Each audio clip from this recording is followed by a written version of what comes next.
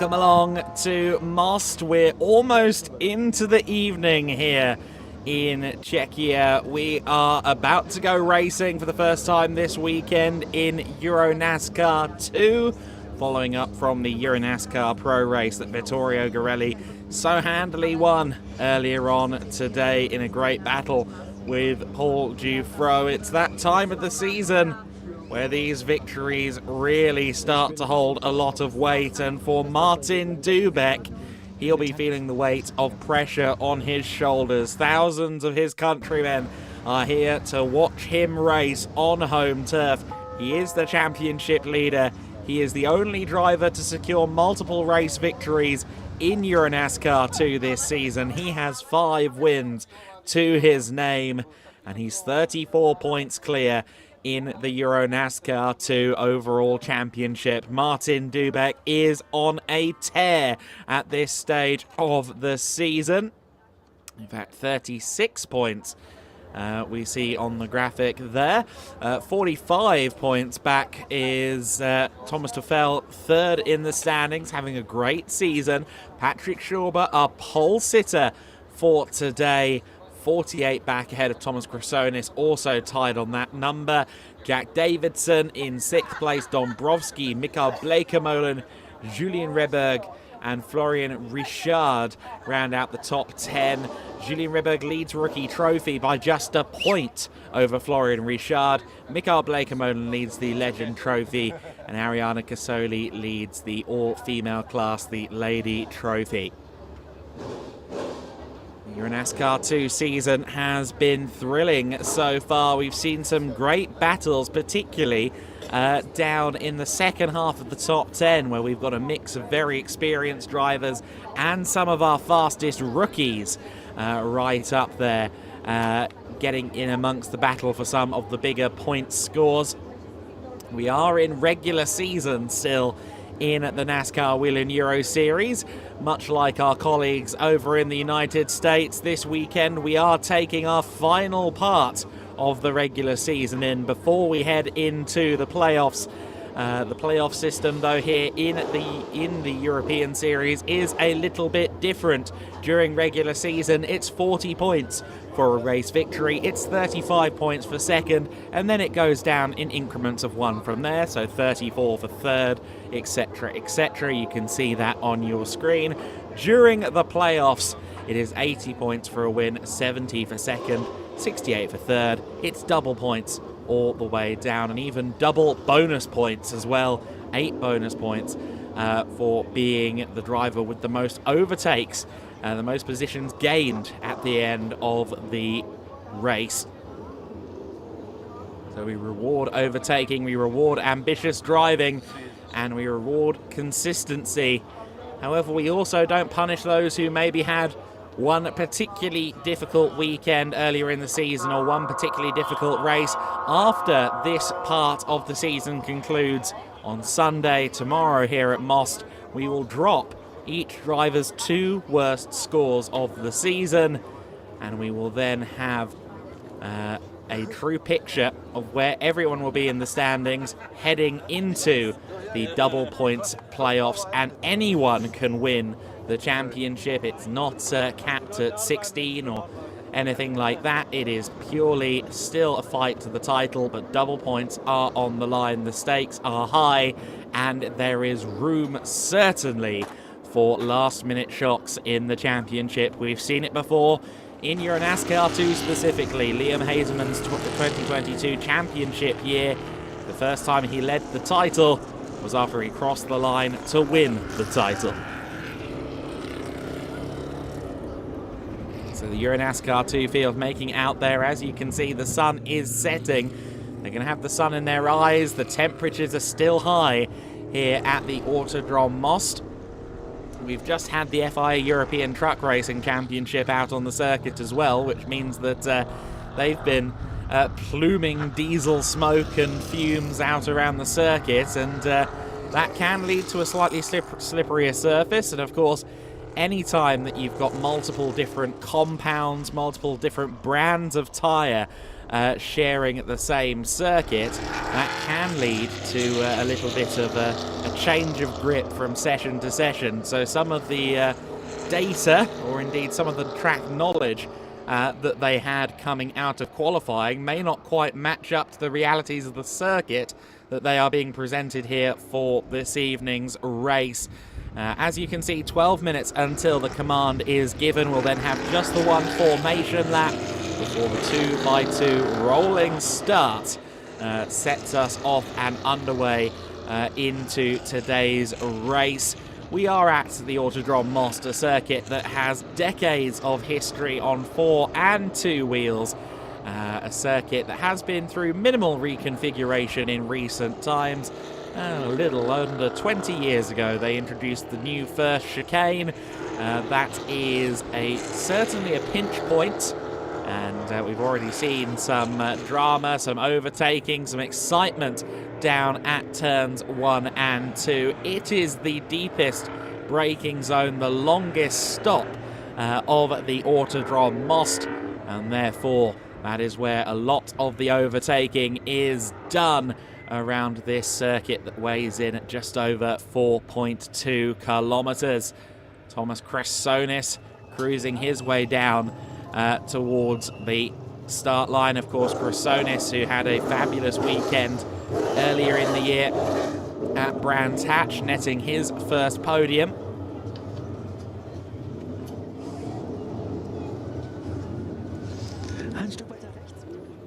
And he is now making his way down to the grid behind Jill Linster. Linster, who will be looking to get a good launch away from his starting position. Linster starting from row number 2. Andre Viegold, though, is with our pole sitter. Thank you, Adam. We had some technical issues, so I cannot join you in commentary, but I'm still here on the grid with our pole sitter. For the first time in his career, pole award winner Patrick Schober in a very fast 3-car. We already saw that in EuroNASCAR Pro. So it's up to you to grab the win right now, right? Yeah, all I gotta do is survive turn 1, hoping not to get punched out, and yeah, come out as the leader, lap, and then just bring it home. One thing, the temperatures are quite high, the track temperature is high. You have just one set of tires for the whole weekend. Tire management is a key factor, right? Yeah, definitely, because we still have a race tomorrow. So I gotta watch out not to have a lockup, not to make many slip and slides here and there. And yeah, just have a good race and don't forget to set a time for tomorrow. All right, thank you so much. Good luck. Back to you, Adam.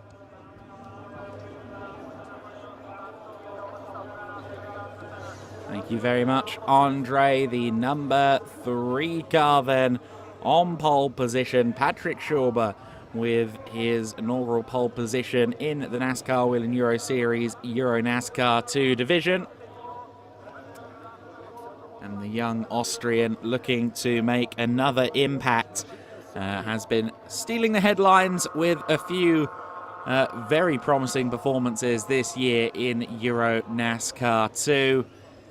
Still fairly new to the category, his second full season. He'll be joined on the front row of the grid this weekend by someone a little bit more experienced. Melvin de Groot will be lining up alongside him in the Team Blake-Molen car, and I believe that's Jill Linster with Andre.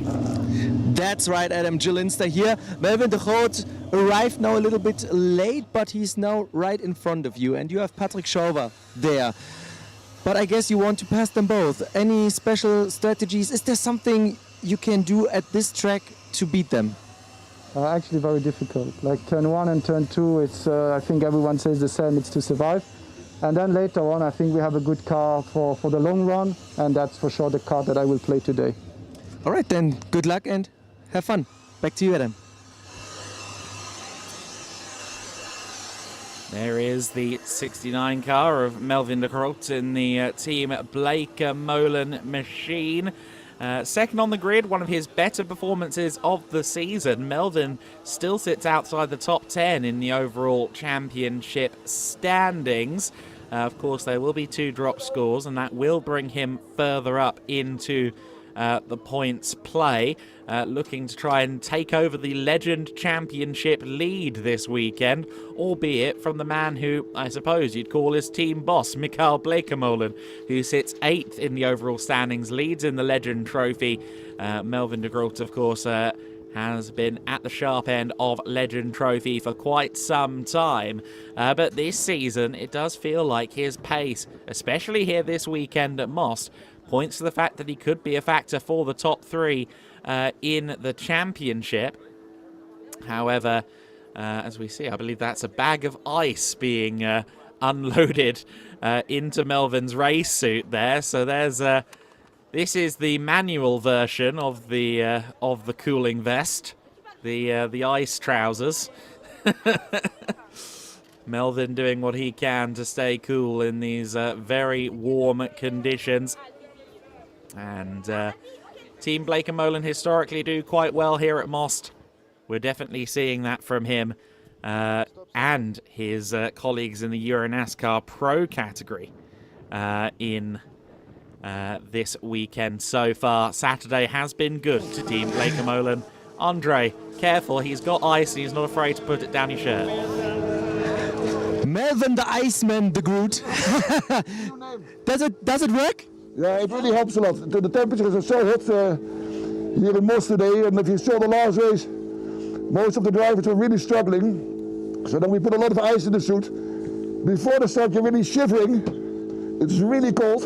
But once you start, you forget about it, and it really keeps the temperature of the body down, so it helps. All right, thank you so much. Good luck. We have the national anthems right now, Adam.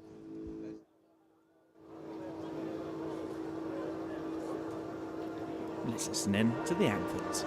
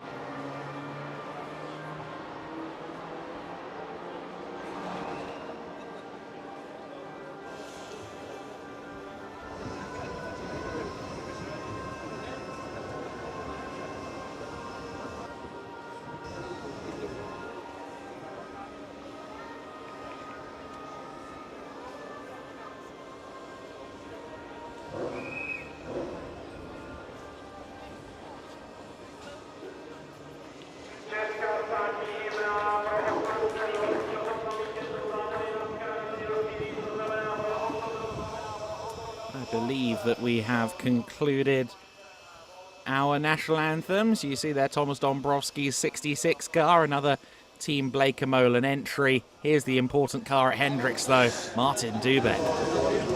Yeah, we're here with our championship leader, with the local hero, the Czech anthem played, and now it's just start your engine and then go. It's going to be a tough race, right? Yeah, the qualification was not optimal, was not good, but still second row, So I think that's good position for the start. Let's see what happened in the first corner. Important is be still there on the track after first chicane, and let's see what happened. I'm not going to drive some forbidden, some wrong. I hope everything will be okay, and let's see 14 laps, and let's.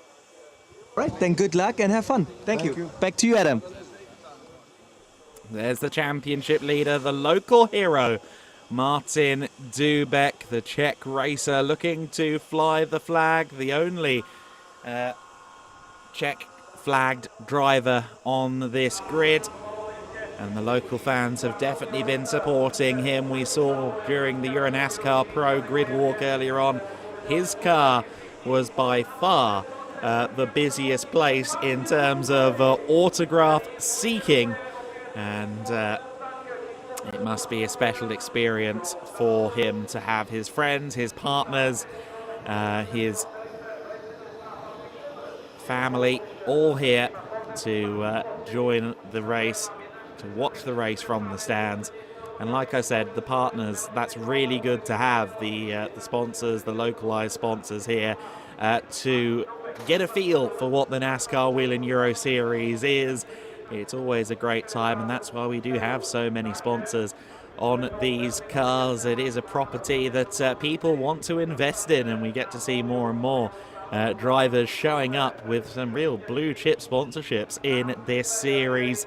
And that is always exciting to see. We are less than 60 seconds away from the most famous words in motorsport. The V8 engines will fire into life, and then it will be time to unleash over 8,000 brake horsepower and go racing. We're 30 seconds away, and we'll find out who has the strongest car in EuroNASCAR 2 here at Most. We're 20 seconds away. Let's go downstairs. In the world of motorsport, in a few moments, When you are. we will give the command. So it is here. So let's go for it. Drivers, start your engine! With gusto. Good job. We do have a rating system ongoing for that. I would say that was a solid 8.5 out of 10 for the driver command, and we will now very shortly be rolling and getting underway here in the NASCAR Whelen Euro Series. The last of the camera crew and personnel are fleeing the grid, and then the cars will roll. It does look like we have one gap on row number 5. Let's work out who we've missed there. Looks like that would be the 9th place starter, so that would be Simone Giussani potentially, who has not made his way to the grid. Simone had a decent run in EuroNASCAR Pro. I didn't think he had any serious damage at the conclusion of the race, at least visually. But it looks like Giussani's grid spot is indeed vacant. We've got another car being pushed off. That's Riti Viala there, unfortunately. The Finnish racer, and oil down as well. That's going to be a bit of a nightmare, especially at such a traction critical part of the circuit. But Riti Viala is unfortunately going to take, it seems, no further part in the race. So that's a shame for Viti, the Finnish racer. The formation lap will begin regardless. And let's hope that the car can be removed in time for us to go racing. I've received confirmation that the 27 car did go out on the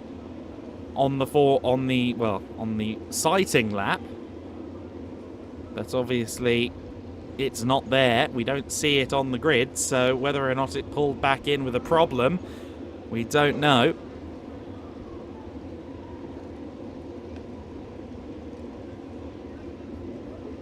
But for now, the cars are stationary and waiting.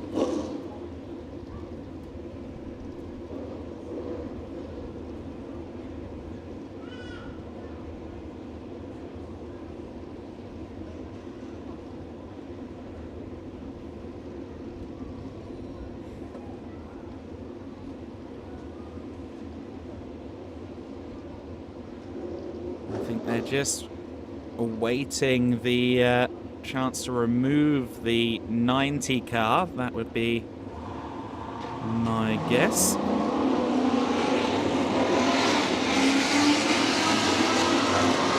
Now we do roll. So the formation lap begins. And let's hope we only need one of these before we get to go racing. 14 laps, as you heard Martin Dubeck allude to. So it should be a fairly short and sharp race, but in these temperatures, it is still going to be a grueling affair for our drivers. Patrick Schauber starting on pole position, and Melvin de Groot alongside him. Martin Dubeck and Jill Linster on row 2 of the grid. Claudio Remeggio Capelli and Jack Davidson. A lot of personality on row 3. Thomas de Vell and Thomas Dombrowski on row 4 of the grid. Giussani doesn't look like he's going to be there. Thomas Krasonis alongside, or was set to be alongside him. He'll be alone on row 5. Julian Reberg next. Viti Riala, we've already seen his car have issues. Victor Neumann and Florian Richard are next. Then it's Mario Erkeli and Mikael Bleekemolen. 17th and 18th place, Dominic Schack and Luli Del Castello.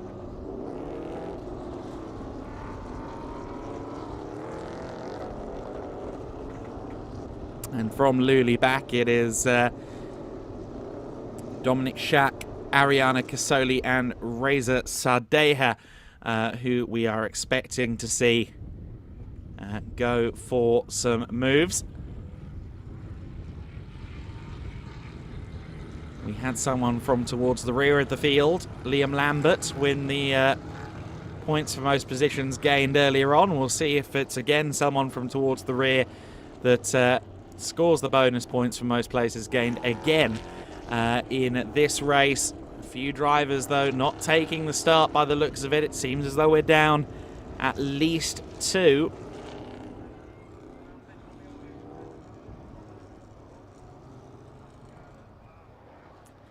But all of the contenders at the sharp end are present and correct. We are about to go racing for the NASCAR Whelen Euro Series EuroNASCAR 2.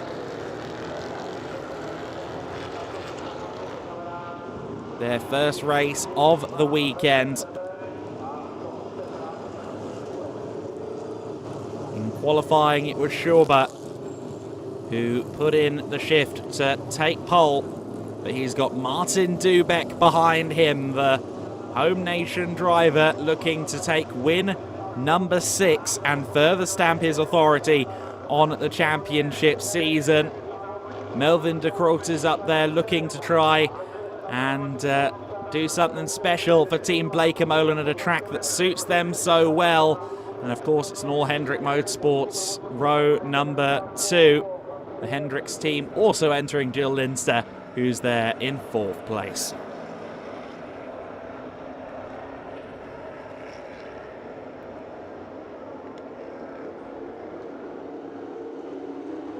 The cars are underway and racing for the first time this weekend in EuroNASCAR 2. Claudio Remeggio Capelli giving Martin Dubeck a bit of a bump draft on the way down to turn 1 as they make their way through the first corner. It is Patrick Schauber that leads the way, but carnage further back. Julian Reberg has damage. He goes straight across.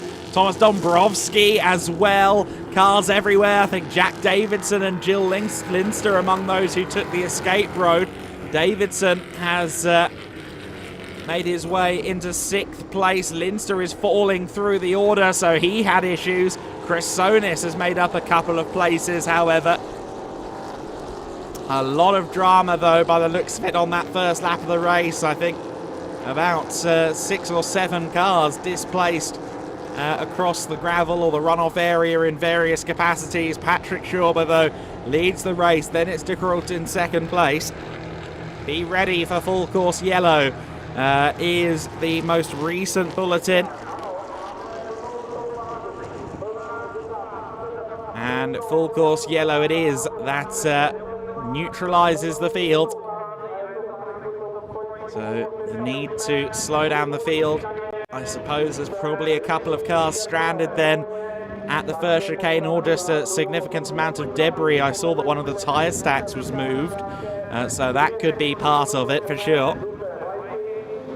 Oh, and Luli Del Castello on her return to the series has seemingly had a moment there. Now, was this coming back from or going into full course yellow? Because that's long after the first couple of corners where we suspect the initial incident was.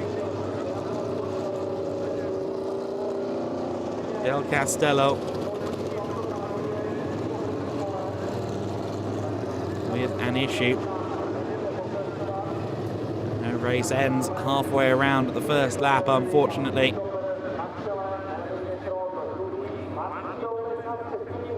Full course yellow is out around the circuit, so all of the cars idling around. It was a fast start. Very quickly things started to go south for some. We certainly saw Dombrovski across the gravel. We've got one car coming in with damage, but can't see who that is from this far of a zoom. Safety car has now been deployed. Thomas Cressonis, I think, no, he did come through, but at least 2 or 3 drivers, I think, have come in with damage. Julian Reberg, I think, one of them potentially. And who was that stranded in the gravel? There was one car stranded in the gravel trap there, but we're not showing that. Just need to try and arc slightly to have a look. Was that the 11 of Razor? I think it might have been.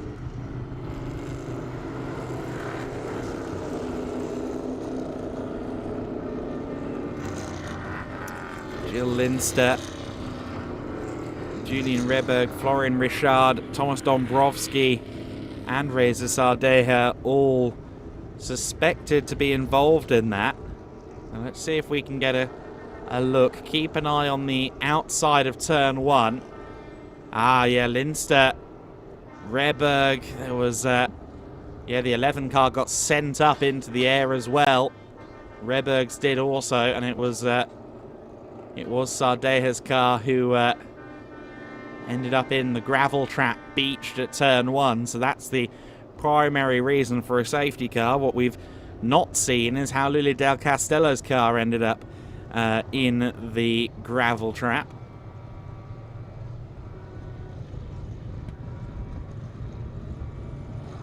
But again, I suspect that may have been coming into full course yellow.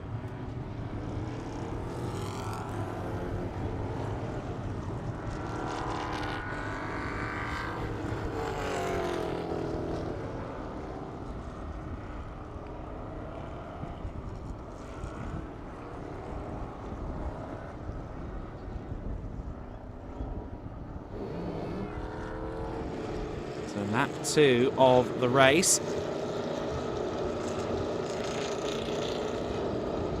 Patrick Schauber it is who leads the way. Melvin de Groot in second place. Martin Dubeck third. Capelli fourth. Tafel fifth. Davidson sixth. Jill Linster getting hit there. He was going to make the corner just fine. It was contact from behind that sent him straight across the first chicane. Cressonis eighth. Neumann and Erkeli rounding out the top 10 at this stage.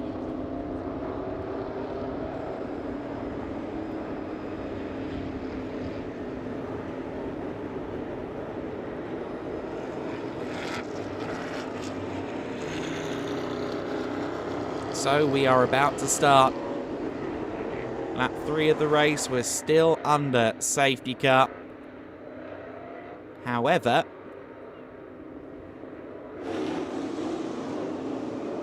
I don't think this should be too long of a safety car period, especially with the 11 car already removed, as we can see. That That's certainly a good sign.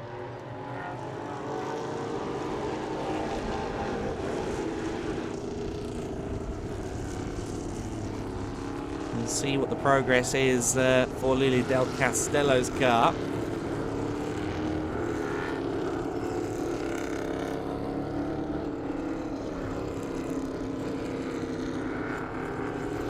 Of course, Julian Reberg having his issue and ending up in the pits might be a blessing for Florian Richard.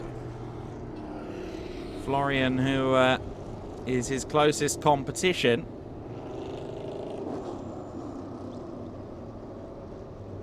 In the rookie trophy standings, and I don't think Florian Richard got out of that unscathed either.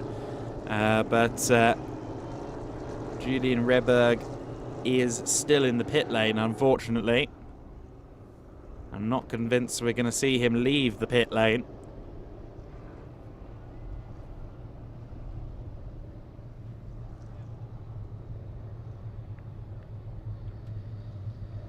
There is the stranded car of Lily Del Castello. Looks like Lily herself is doing something at the front of the car there.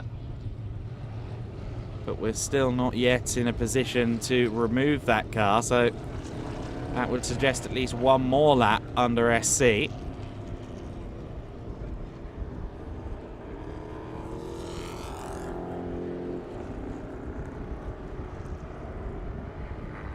Martin Dubeck then has not made up any places in the early stages. The winner of 5 races so far this season, as we get a look at Florian Richard's very much undressed 33 car at the back of the queue. But for Martin Dubeck, he is where he started. Here you see again more of that pinch point stuff there. It is one of those situations where I'm not sure, other than maybe a couple of the late breakers into turn 1 at the front of the pack, a majority of the drivers involved in contact there weren't really to blame for it. Just one of those first lap issues. Dombrowski looks like he's into the pit lane. Florian Richard continues around. I understand that Viti Riala is back out on the circuit as well, which is rather a surprise, given that car seemed to have lost a lot of oil. Hopefully it was just a small issue then, and the car can run through the rest of the race.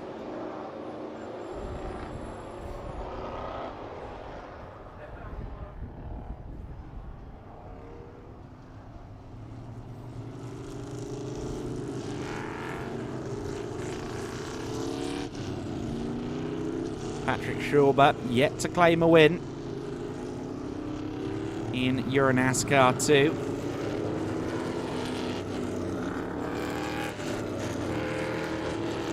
Has had 4 top 5s though this season, and is tied 4th in the championship along with Thomas Chrysonis.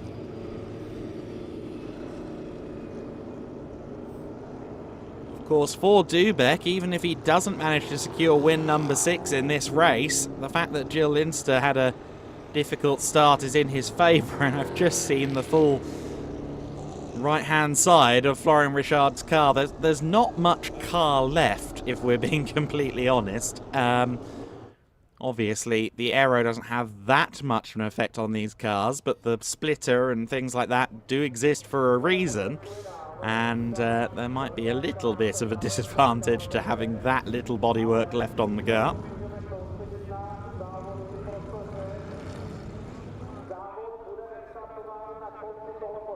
As you can see on the screen, the safety car will be in this lap. Lily Del Castello's car has been moved, and the bulletin has come through that it will be a single file restart as well, which is probably wise given what we just saw down to turn 1. So a single file restart means the pressure may be a little bit lesser.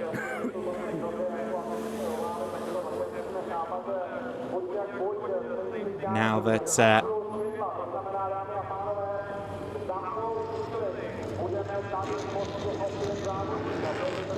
the single file start, so Schauber will still be under pressure from de Groot and Dubek, but at least he won't have de Groot next to him once again.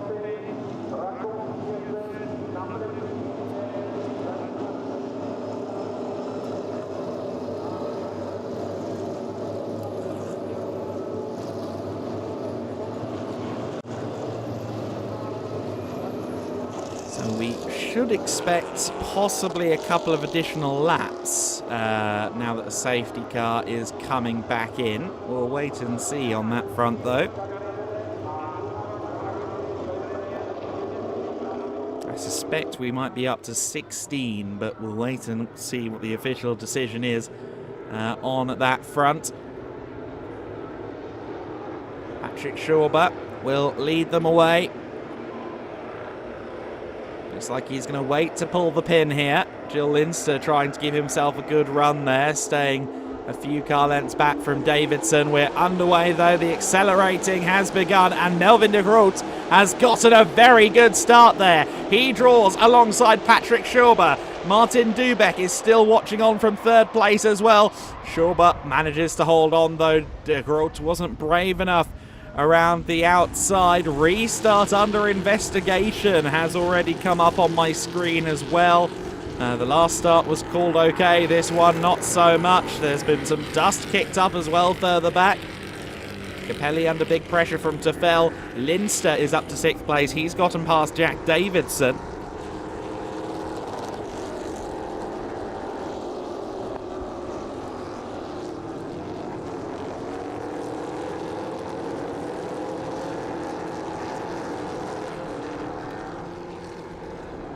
But it is Patrick Schauber, Melvin de Groot, Martin Dubek, still your top three. Melvin had good pace in qualifying. Can he transfer that into the race? We're going to find out now. And Martin Dubek, of course, he'll know this track well. He is a driver that can take advantage of even the slightest slip up, the slightest open door up ahead of him. And Melvin, I think, is feeling more pressure from behind than pressuring the driver in front.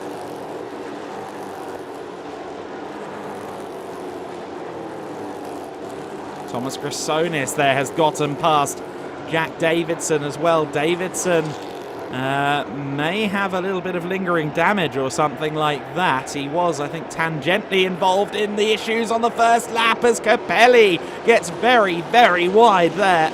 And that allows Tefel and Linster through. Claudio Remeggio Capelli did a good job, frankly, of not spinning across the track into the pit wall, as Patrick Schauber has to defend hard against Melvin de Groot and Martin Dubek.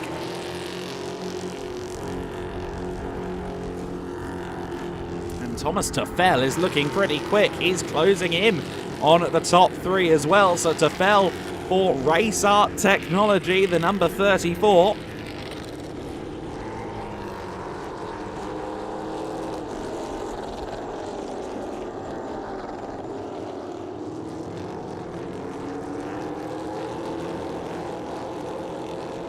Drive through for Thomas Dombrowski for a false restart. Now, he was in the pits, but Dombrowski, a false restart, and that means that he will be dropped down the order for sure.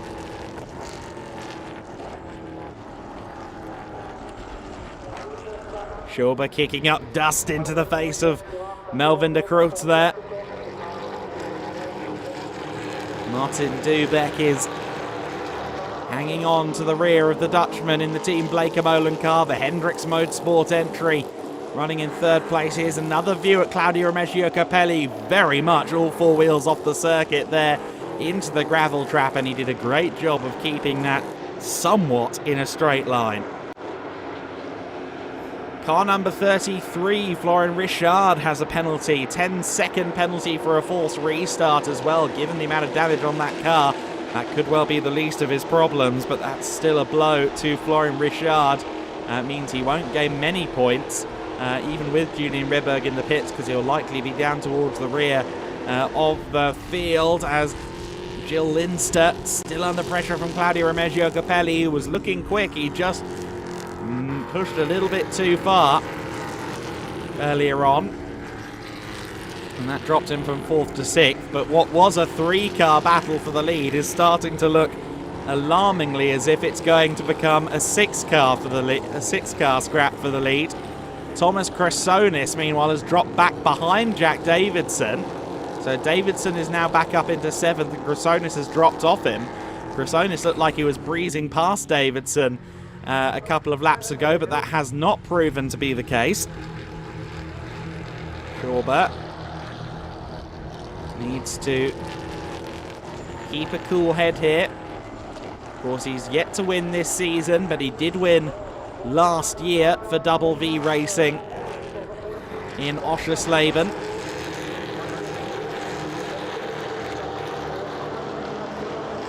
He has been a EuroNASCAR 2 winner. It's just not come so far this season. 3 laps have just been added to the race distance as well, so a total of 17 laps will now be our race distance here in the race. That's been confirmed by race control, so we're up to 17 laps. This is lap 8 now of 17, and Jack Davidson is off the circuit. Jack Davidson has had an issue as Patrick Schauber continues to be pressured. Melvin de Groot in the slipstream, heading towards the first corner, always gets close. That looked like Jill Linster might have been off circuit. Yes, it was. Jill Linster went straight across the gravel. And that, I think, may have allowed Claudio Remeggio Capelli back into 5th place. It was all going on at once there. Jill Linster outbroke himself by the looks of it for turn 1, had to go across the gravel trap. And that has indeed demoted him behind Claudio Remeggio Capelli, the number 5, up into 5th, and also going wide, kicking up onto the gravel trap. I think a few drivers will be bemoaning the fact that the race distance has gone up. They had to sit behind the safety car, the car just getting hotter and hotter and hotter without the air flowing through it. And the increased distance means it's going to be even more of an enduring race for them. Yes, it's a sprint race, but in these conditions, it really is a heavy task for our drivers. Melvin de Groot is looking racy, though. That car is hooked up underneath the driver of the 69.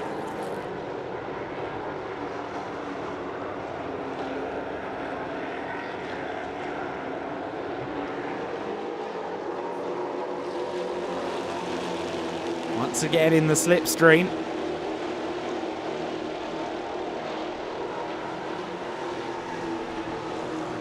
But not close enough. Jack Davidson, as we know, is unfortunately out of this race, but thankfully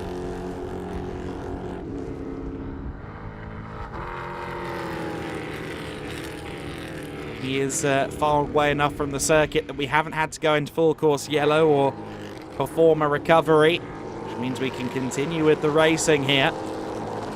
Patrick Schauber under huge pressure from a 6-car train behind him, being led by Melvin de Groot in the Team Blake-Molen entry. Melvin, whose best finish in EuroNASCAR is 3rd in EuroNASCAR 2. This is in terms, of course, the overall standing, so he's currently set to surpass his best ever finish, even if Dubek finds a way past him, as it looks like Dubek closes in. Even if he gets passed by Dubek, it would still match his best ever result, but it feels like there could be an opportunity for a win. Yes, he's made a slight error on this lap and lost out slightly to the number 3. But here comes Dubek. Dubek to the inside for 2nd place. I said he'll see an open door and go through it. And sure enough, Martin Dubek gets through into 2nd position. Made that look quite easy. Textbook stuff from the driver of the number 7. The Czech fans will roar as their home driver comes past now in 2nd place. Melvin de Groot runs now in 3rd place. 4th position for Tefel. 5th place for Capelli and 6th for Linster. Unfortunate there for Melvin, and this could be the opportunity that Patrick Schauber needed as well. Over the course of that lap, Melvin faded from the rear of the number 3 RDV competition car. And that has allowed Patrick Schauber to drive away as we get another look at Dubek making that move work.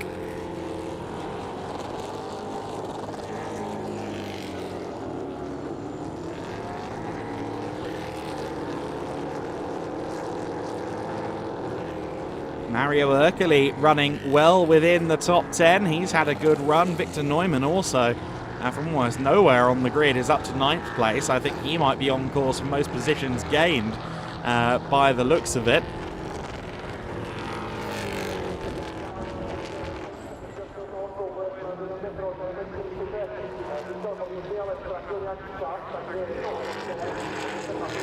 Just the 15 cars left on the lead lap after all of the dramas of the race so far.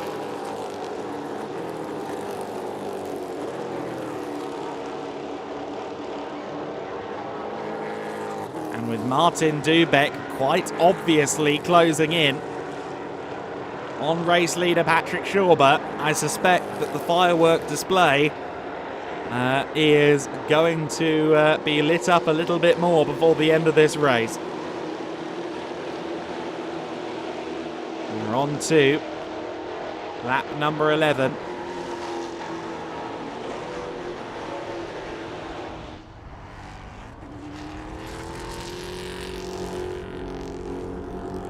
The number 3, the number 7, the number 69, your top 3. Melvin de Groot still potentially a factor in this as well. He's not too far away, but it looks like the pace advantage is firmly with Martin Dubek of the top 3 at the moment. Last time by, he was a 1 minute 40.8. He was 4 tenths quicker than Schauber and 6 tenths quicker than de Groot in the 69.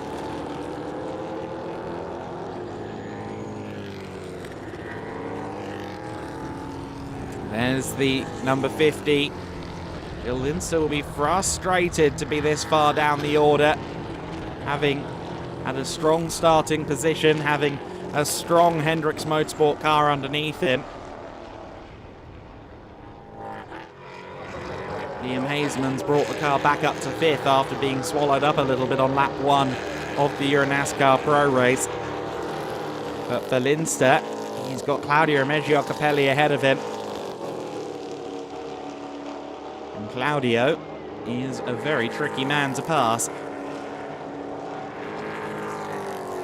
Must say another word as well to Thomas Tuffel.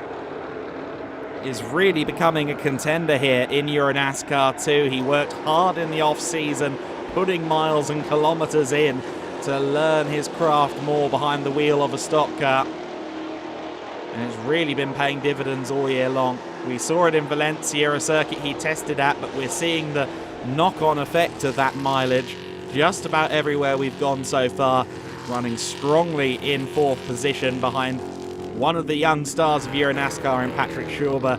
Martin Dubek, who of course is a former EuroNASCAR 2 champion, one of the more experienced drivers in Melvin de Groot, and Tuffel is stacking up to the hierarchy in EN2.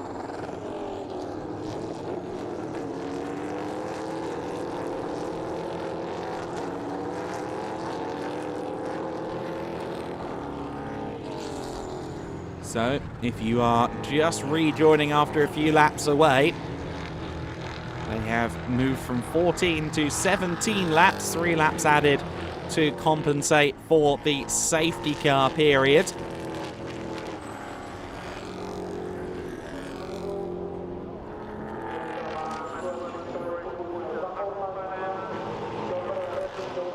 Dust being kicked up as drivers test the limits of the apex, riding across the curb, throwing up dust, throwing up grass around this circuit. Trying to find the shortest line possible through these 21 corners of the Autodrom Most.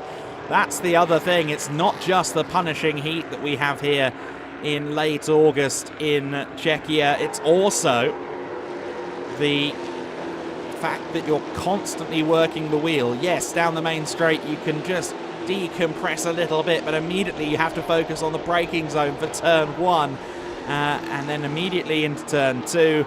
And from there, you've got maybe 4 or 5 seconds of reprieve, and then you're working at the steering wheel right up until you go past the pit lane again.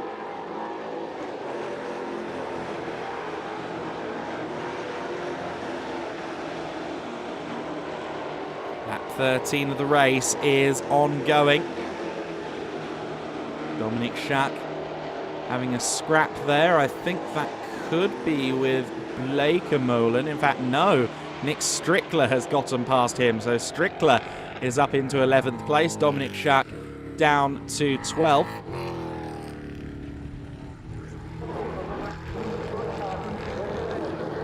Number 90 car, VT Riala, is unfortunately coming back into the pit lane with how that car failed to take the start of the formation lap. I was surprised it ever got back out there, and Dominic Schack has a problem.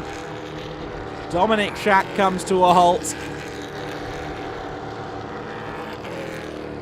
And that is an unfortunate end to his race. He'd been running really well up till that point.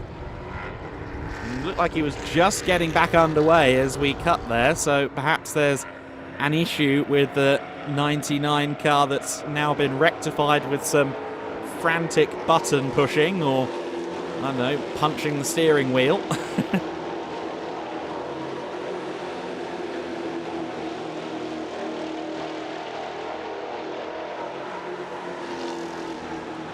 Victor Neumann, who started on row 7 of the grid, is running in 9th place as Dominic Schack continues to limp around. It does look like he's Control-Alt-deleting his way around the circuit at this point.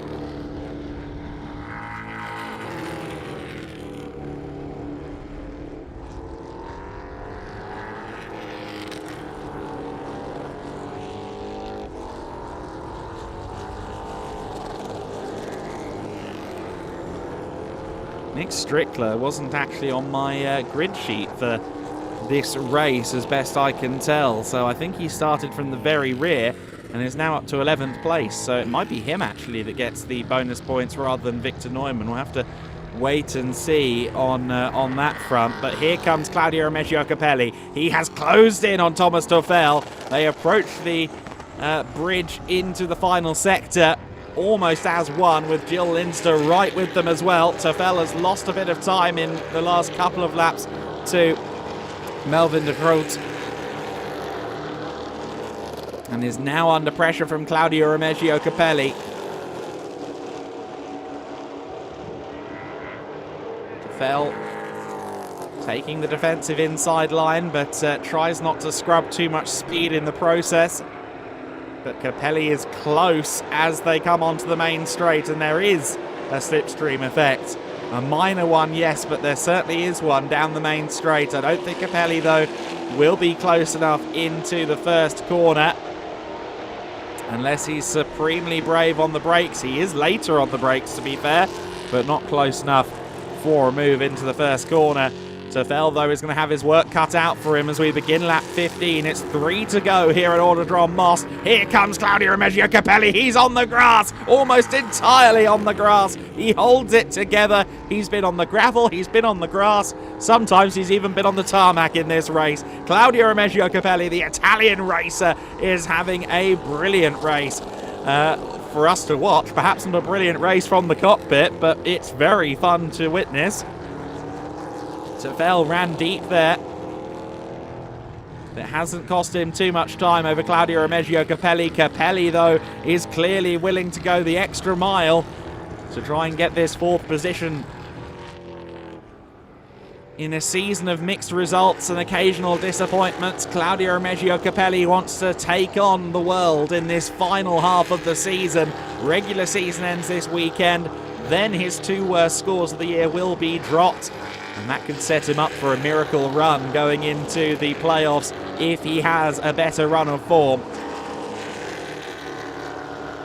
The spirited racer with the big bushy beard is looking for his 4th position. Thomas Toffel may have just left the door open going into the final corner. Capelli tries it, but Tefel sweeps around the outside, carries the speed well.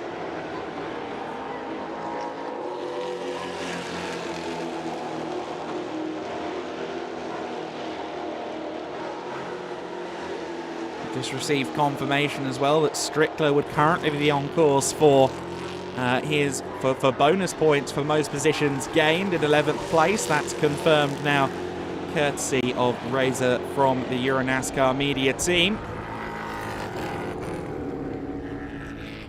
Ariana Casoli running 14th position at the moment in the number 14 car. Rather apropos if she can finish there, because of course this is her 99th race start, and yeah, 14th place for the 14 car on her 99th start. That would be quite a pleasing set of numbers. She'll have start number 100 on Sunday. I'm sure we'll be celebrating that with her. But on this penultimate lap of the race, Claudio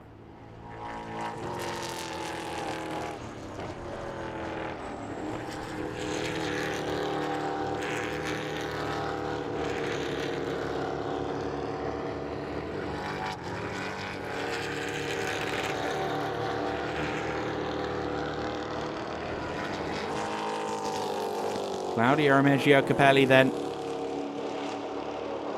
running down to the penultimate corner in the wheel tracks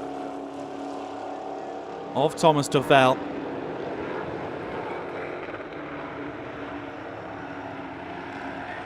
Patrick Schauber 1.7 seconds clear of Dubeck.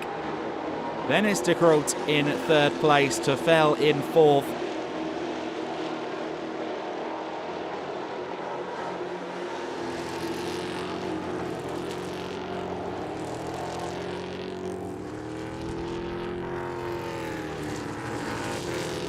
Will Tefel be fourth in less than a lap's time? We're on the final lap of the race. This is the closest battle out on the circuit at this juncture.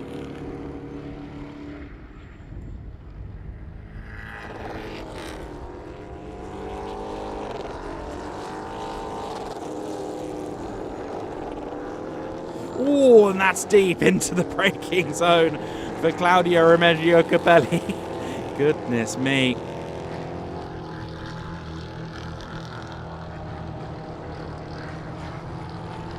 I think that move may have just cost Claudio. I think he's going to be too far back from there. I think it was more that he just was a bit late on the pedal. I don't think he was trying to make a pass or anything. But Patrick Schauber has had a great race. And at the same venue where Paul Giffreau took his first win for RDV competition in EuroNASCAR Pro last year, Patrick Schauber will take his first win with RDV competition in EuroNASCAR 2 this year. He's had 2 wins now with 2 teams, and Patrick Schauber becomes another race winner in this season. Race winner number 4 of the year is Patrick Schauber. That will move him up to 3rd in the championship standings as well. So a successful day for Schauber. 2nd place for Martin Dubeck. Melvin de Groot takes 3rd place ahead of Thomas Tuchel. Claudio Remeggio Capelli couldn't do enough. He will finish in 5th ahead of Jill Linster. And it should be Thomas Grossonis who takes 7th across the line.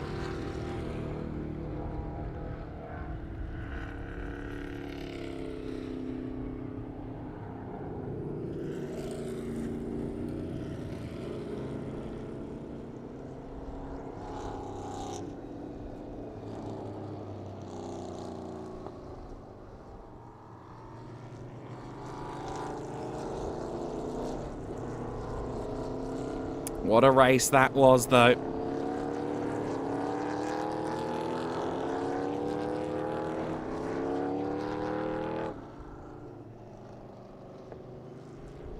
For Patrick Schauber, controlled it from the front. Early on in the race, he was under a lot of pressure from Melvin de Groot, and then once Melvin was demoted to 3rd place, Martin Dubeck was also investigating his possibilities of making a move.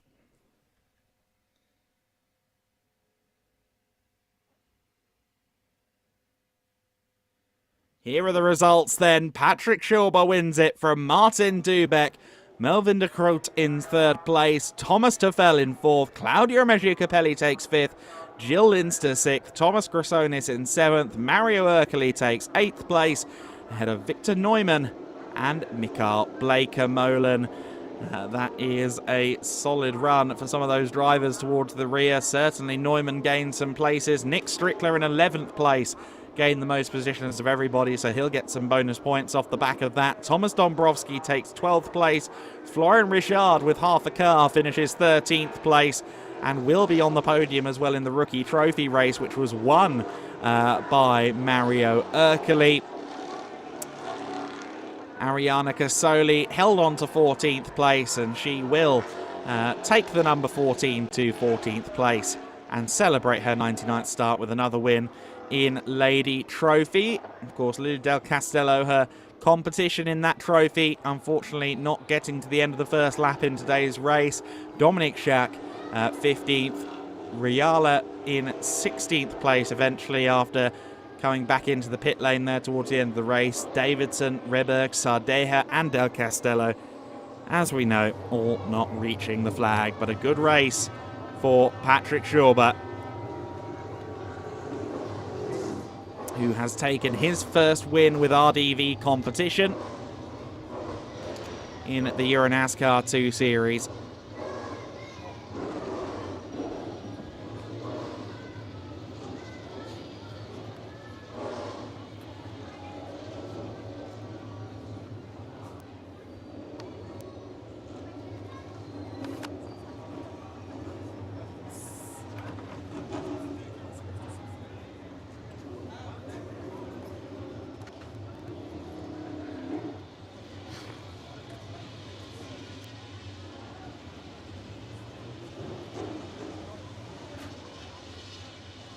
Cars will now roll in to their boxes, and of course for Patrick Schauber, he gets to drive in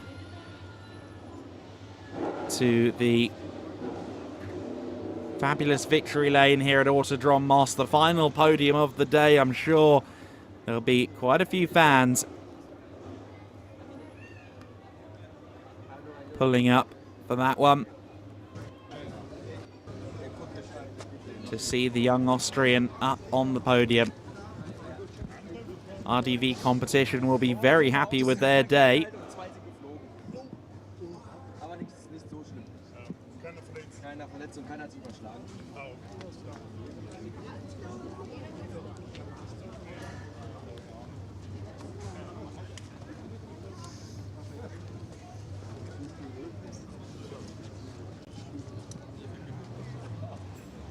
There is the podium, and hopefully the number 3 car won't be far away. He was talking about the podium and just thought I waved to the camera.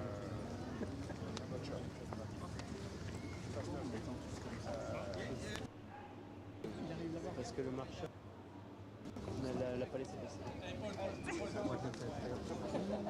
It's been a very compelling day of racing here at the Autodrom Moss. That much is for certain. 2 very exciting races. And Patrick Schauber, while he had a clear last few laps of that race, did a lot of work to get further up the grid. Not further up the grid, sorry, further up the road to retain his lead. He will move up to 3rd in the championship with his efforts. But for much of that race, he would have either Melvin or Martin right on his rear bumper. But now Patrick Schauber get his moment in the sun and really establish himself as a potential title contender, because a win means a lot in regular season, especially a win going into the double points playoffs. Here comes the number 3. Paul Giffro, the first to greet him and congratulate him.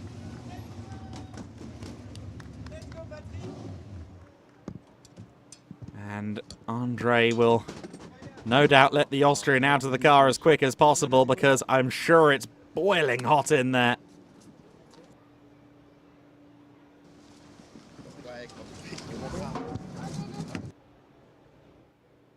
now Patrick makes his way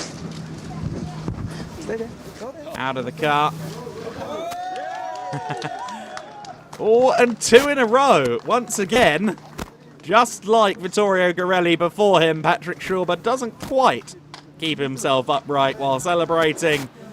But in this heat, perhaps it is just exhaustion. Patrick Schauber with a great race win.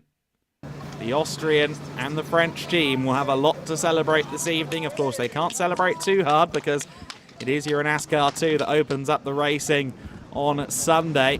I'll be in the car bright and early for that one. But still, a big effort for Patrick, and you can see just how much of a hard shift that was at the wheel. Ich zerstöre noch die Fotos, kein Ding, ey. Das ist jetzt auch egal. Ich gehe mal kurz auf die linke Seite. You will need a bit of a drink and a sit down, I'm sure. Thankfully, there is a bottle of champagne waiting for him on the podium for his efforts.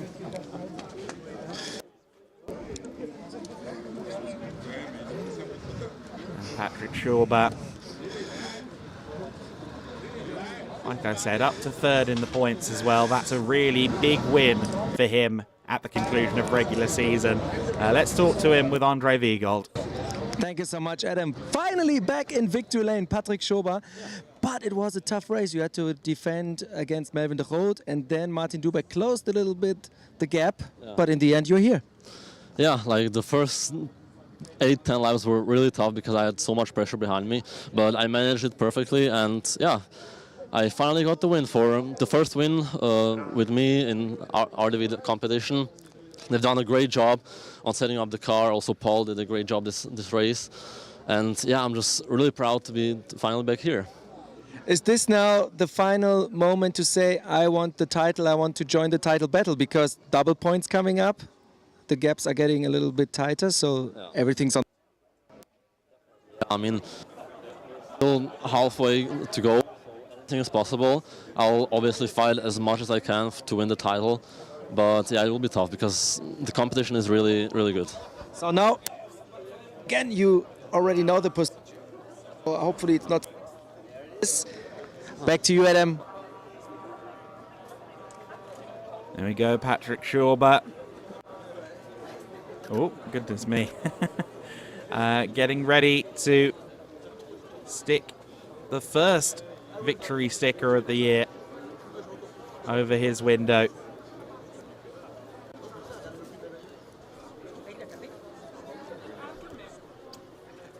And I think he'll feel like he earned that one. It was a hard shift at the wheel. Cap comes on, and we'll hear momentarily, I think, from a few more of the drivers as well. And I think Patrick strode off with purpose there to go and find a bottle of water, hopefully on ice. Certainly, as Andre alluded to, probably 50, 60, possibly even more degrees Celsius in the car. And I'm sure it was hot on the pit wall as well for RDV competition. Yeah, for sure. Thank you, Adam. Franck Violas, the team owner of RDV competition. It was a really good first day for you here at Autodrom, right? Yes. So, very cool because it's the first win with us for Patrick. It is the first victory for the NASCAR number 3 this year. So I'm very happy of that. I'm happy to do that with Patrick. And I know that with a young driver, when you unlock the win, you unlock for the rest of the season. Right. Merci beaucoup. Thank you so much. Congratulations. Hopefully it continues tomorrow. Merci. Salut tout le monde. Back to you, Adam.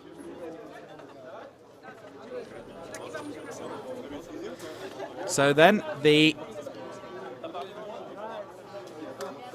RDV competition team happy with their efforts, seeing that number 3 car in victory lane. Worth noting, by the way, it's 1 drop score this year, of course, for the EuroNASCAR series, since we only did 1 race in Ben Ray, so that's worth remembering. My apologies for not referencing that. It is on one of the broadcast graphics that it's 2, but it is just the 1 drop score, so that means that there has been this year less room for error anyway.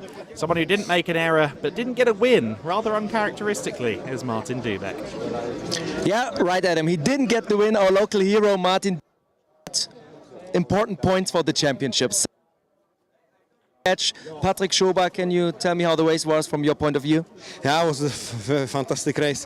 It's a pity that I didn't win, but second place is nice for points for the championship. But I did the fastest lap during the race, so tomorrow I will start from pole position and another chance tomorrow. And from pole position I have to win, no? I see a lot of people around you wearing your Orion shirts, a lot of people supporting you. Must be a really cool day for you, right? Yeah, it's really nice. I have whole family here and my colleague from the work, so some fans from my town, and it's amazing when you see a lot of people here with Orion t-shirt, and it's really motivating for me, and it's fantastic. All right, thank you so much. I'll let you celebrate now. Thank you. Back to you, Adam.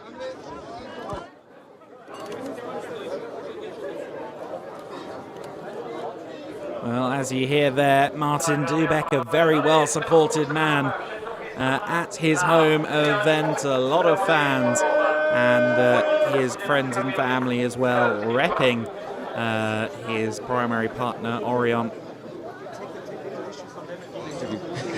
The trophies are ready to go there, as you can see. But let's have a chat once again with Andre. Very quickly, Mario Ercole here next to me. It was a really good race for you, right? Yes. Yes. So, first win finally, and nothing to say. Very happy. Good car. I had to say, good car. The team worked very well this weekend, and nothing. Job not done. See you tomorrow. All right, thank you so much. Congratulations. We keep on going. Melvin de Hout. Is it the Hout in Dutch, in English, the big one? Yes, correct. Yeah, and it's true. It counts for everything. It's true. So it was a good race. So you lost second place, but you had an amazing battle for the lead. Was it in the end the tires? Yeah, it was indeed the tires. The problem was I was attacking a bit too much in the first 7 laps, and I think we left the race with too high tire pressure. And in the last 5 laps, that's causing the problem. So I didn't have the grip anymore, and that was the problem. But you are still happy with the performance because Team Blakemon was really fast here today. Yeah, we seem to have the car where it needs to be again in the front. We were struggling the last few races. We have a new frame, and I think it really helps. The car is doing better and better. Thank you, man. Thank you so much. Congratulations. And back to you, Adam. So there you go. The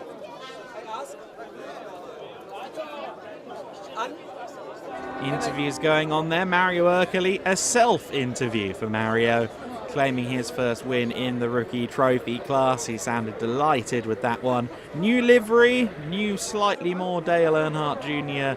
number on the side of the number 8 car, and it seems to have paid off.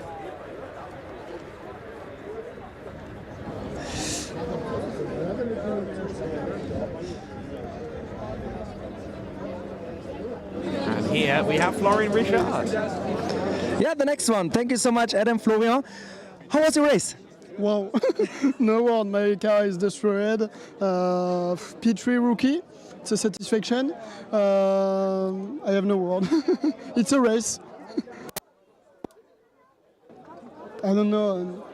Tomorrow, another day, and now I'm concentrate. All right, merci beaucoup. Thank you so much. And I think we got the next one, Victor Neumann, already in line. Thank you. Just join me. No problem. We keep on doing it. It was a tough weekend so far for Markus Stipp Motorsport with a lot of technical issues. I know that from your team owner. But in the end, when I looked up in the rankings, you were all close together. Even Nick was fast. You were going really good, and also Thomas. So, is it a high and low for you? Not really, and yeah, it was like making the most out of a not great situation today. The braking issues and then balance issues, because we corrected the braking issues.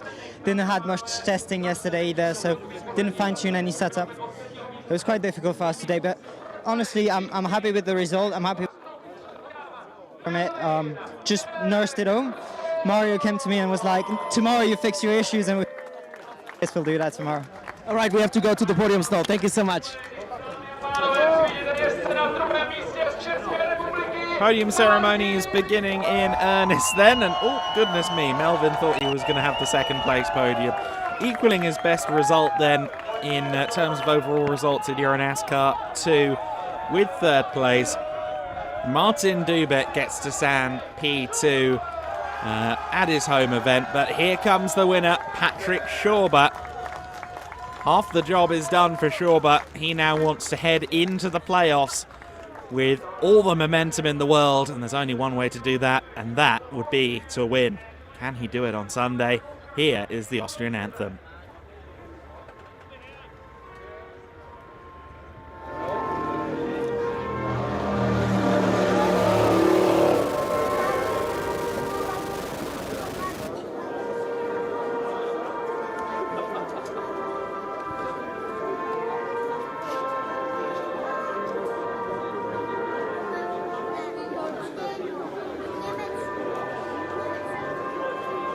Super, Patrick!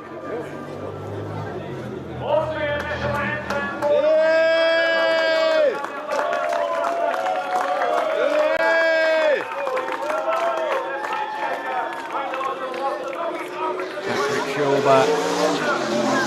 Melvin de Groot is already going for the drinks. He hasn't got his trophy yet, but he wants the bottle open. Podium presentations being made then to our overall top three. Of course, Melvin will also win within the Legend Trophy classification. So he will be up on the top step shortly for our second presentation. But Patrick Schauber leaves with 40 points, moves up to third in the championship. And will celebrate a victory with RDV competition in round 8 of the season.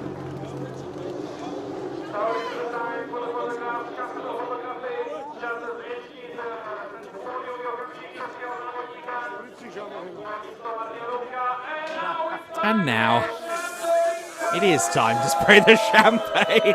And goodness me, Melvin really got that out of the bottle quickly.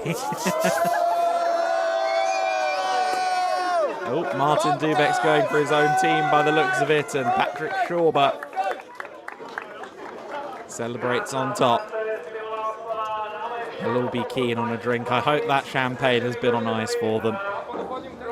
They'll now pose for the pictures, and then shortly thereafter they will vacate for the Legend Trophy presentation, although Melvin will basically turn around and go straight back up onto the podium as the Legend Trophy winner.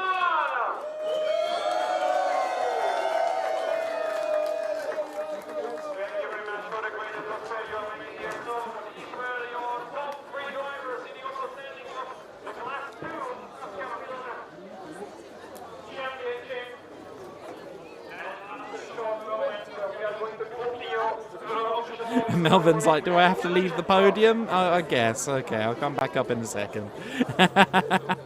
As we get ready for the Legend Trophy, we'll welcome Mikael Bleekemolen on to the podium first, the driver of the 72.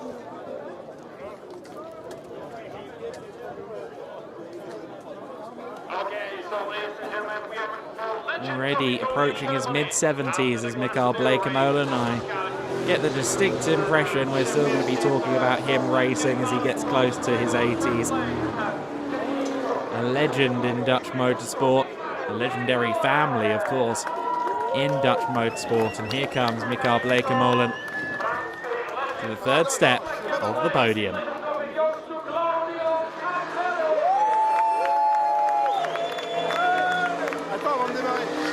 Claudio Remeggio Capelli takes to the second step.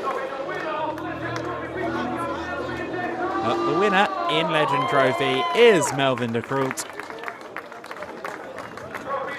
Claudio having a fairly dramatic run. Melvin at one time looking like he was going to challenge for that race victory.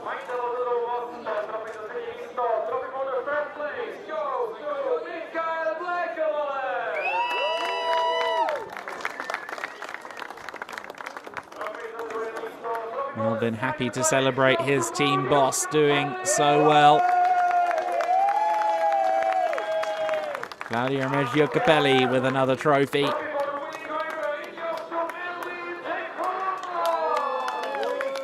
But Melvin de Groot with 2 trophies from race number 1 of the weekend. And he'll have a strong starting position as well for race number 2. Believe he will be on the second row of the grid, just behind Schurber and Dubeck, so he will be right up there and in contention once again on Sunday.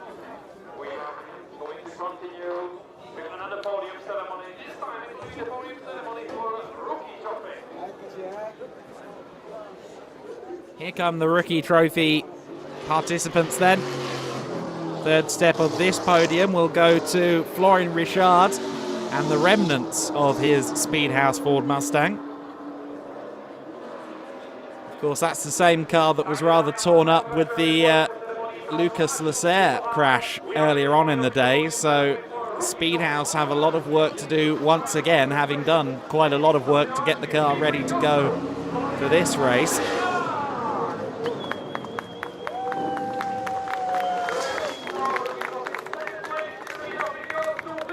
Lots of laughter in that interview, but very little car left for Florian Richard. Victor Neumann taking the second step of the podium. But your winner for the first time in Rookie Trophy is the younger half-brother of our EuroNASCAR Pro reigning champion, Gianmarco Ercoli. This is young Mario Ercoli, still in his first season of full-time running in EuroNASCAR. And we look forward to seeing him doing this a lot more often. One has to imagine this will be the first of many trophies with the number 1 engraved upon it.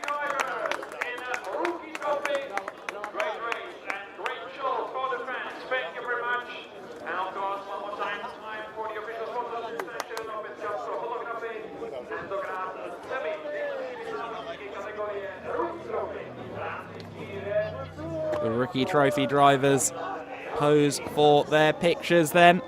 Just one more podium left for us, and it is the Lady Trophy category presentation. Arianna Casoli, in anticipation of her 100th start tomorrow in the EuroNASCAR category. Racer with over 2 decades of experience. Stayed busy in the paddocks over the summer break in her role in PR and communication. And there she is on the top step in Lady Trophy. Lily Del Castello will be hoping to challenge for this tomorrow on the in the second race of the weekend in EuroNASCAR 2. Luli looked very fast in qualifying, so Arianna will have a challenge on Sunday.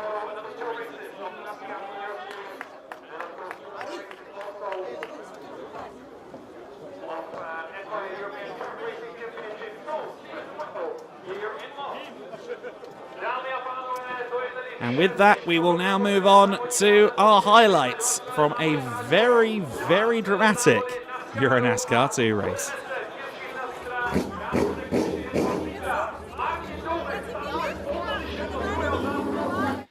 Race got underway then with a bit of a skirmish down to the first corner, 2, 3 wide. And unfortunately, sometimes it just doesn't go. Julian Reberg into the side of Jill Linster.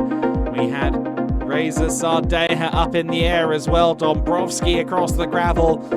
Lily Del Castello would have an accident later in the lap as well. A long safety car period gave way to a race restart where Melvin de Groot nearly managed to claim the race lead, but Patrick Schurber did a good job of withstanding that pressure and held the lead despite the Dutchman's best efforts.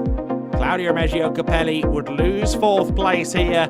running it out too wide, trying to keep up with Martin Dubek, and it was a 3-car train for the lead. Melvin de Groot really was pressing on behind the number 3, the number 7 right there with them as well, and Dubek would soon see his opportunity and strike going into the penultimate corner.